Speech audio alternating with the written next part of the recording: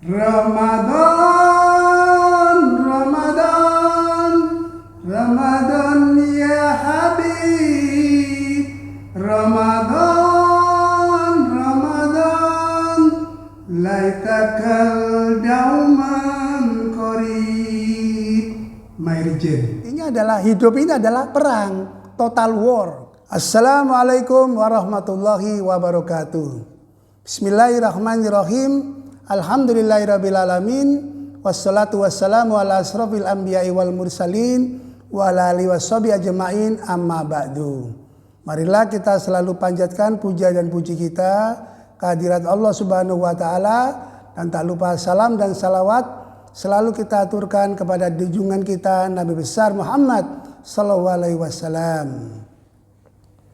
Para pendengar Radio Rasika Semarang yang selalu dirahmati oleh Allah, tak terasa sekarang kita sudah memasuki bulan puasa. Jadi bulan puasa ini memang diwajibkan pada seluruh umat Islam yang ada di seluruh dunia, dan ini sudah berlangsung kurang lebih 1400 tahun yang lalu, insya Allah sampai sekarang dan sampai yaumul qiyamah. Para pendengar Radio Arsika, apabila kita melakukan ibadah puasa, memang tidak terlepas daripada salah satu ayat emas yang ada di dalam Al-Quran, tepatnya di surat Al-Baqarah ayat 183. Ayatnya berbunyi sebagai berikut. A'udzubillahi minasyaitonirrajim.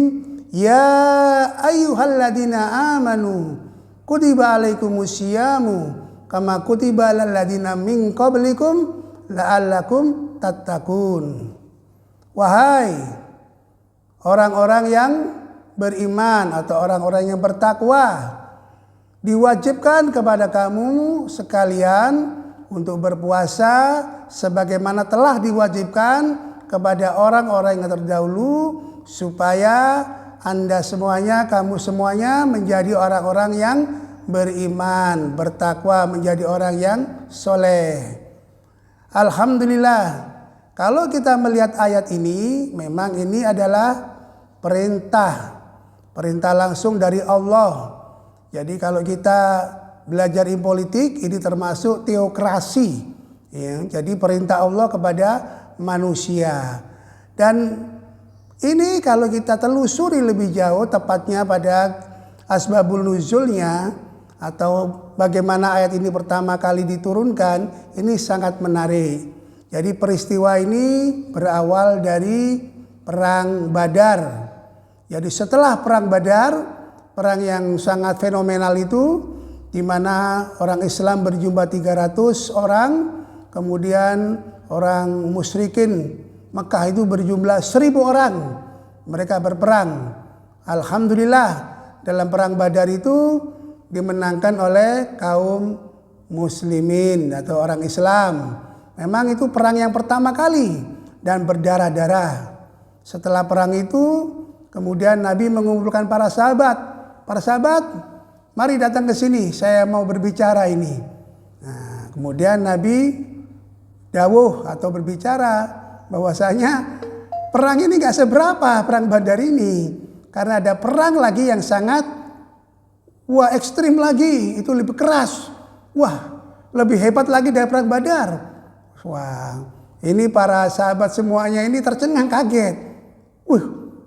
Perang apa lagi ya Rasul? Ada sebagian yang kaget karena perang ini sudah luar biasa. Kemudian Rasul menjelaskan perang ini adalah perang melawan hawa nafsu. Ya, jadi perang non fisik. Kalau perang Badar itu perang fisik. Kalau perang puasa itu adalah non fisik.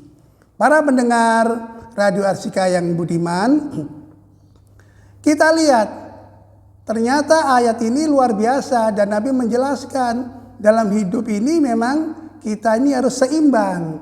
Jadi turunnya ayat ini memang mewajibkan pada kita ini supaya memperhitungkan pada perang fisik dan perang non fisik. Kalau bahasa awamnya adalah kita harus selalu mempertimbangkan kesehatan dan kebutuhan jasmani dan rohani.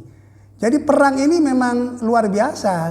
Kalau kita lihat teori perangnya, Karl von Clausewitz dari Prusia atau Jerman jadul dulu mengatakan perang itu adalah merupakan kepanjangan dari kegiatan politik yang dilanjutkan dengan pertempuran militer di medan pertempuran. Nah, jadi di medan pertempuran itu sudah hebat. Apalagi ini namanya perang non fisik atau perang spiritual. Nah, kemudian ada jenderal perang lagi dari Jerman pada Perang Dunia Pertama namanya Erich Ludendorff. Beliau mengatakan bahwasanya perang itu bukan bagian dari politik, tapi politik adalah bagian daripada perang. Jadi intinya apa? Intinya adalah hidup ini adalah perang, total war. Nah, jadi selama 24 jam, ya kita ini harus siap dengan perang fisik ataupun non fisik, dengan perang jasmani dan juga rohani supaya terjadi keseimbangan. Nah, inilah Rasulullah memberikan contoh suri tauladan sebagai manusia yang unggul, sebagai manusia yang sempurna dalam hidup ini, tetap mempertimbangkan kebutuhan jasmani dan rohani. Jadi intinya kata jenderal perang Cina jadul dulu, Sun Tzu, seorang jenderal perang Cina kuno mengatakan, kenalilah dirimu sendiri, kenalilah musuh-musuhmu, dan kenalilah medan pertempuran, maka kemenangan Anda akan lengkap. Dengan cara bagaimana? Ya dengan cara lakukan hal yang benar, dengan cara yang benar, lakukan pada saat yang benar, lakukan dengan alasan yang benar. Jadi masalah teknisnya mengenai puasa itu sudah dijelaskan oleh Nabi, nanti bisa kita baca dalam kitab hadisnya mengenai puasa. Insya Allah kalau kita melakukan puasa ini maka total war. Nah, kalau kita bicara total war kita ingat dulu ya, itu dalam pertandingan sepak bola ada total football tahun 74 di Belanda.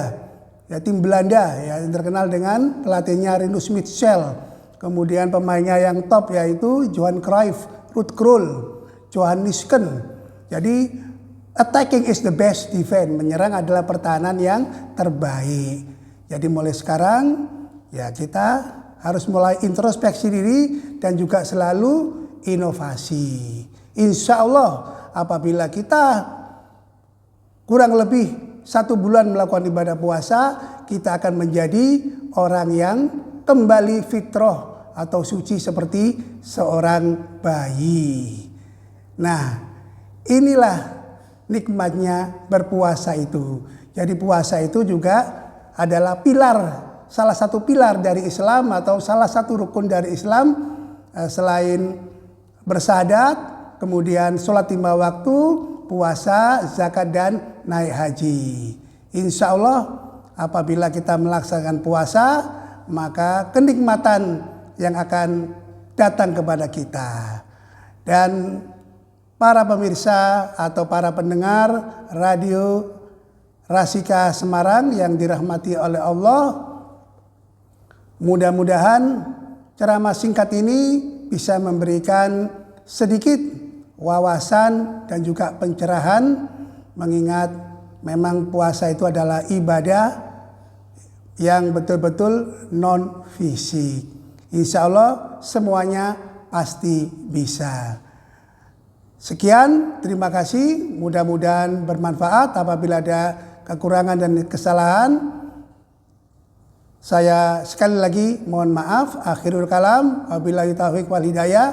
Wassalamualaikum warahmatullahi wabarakatuh.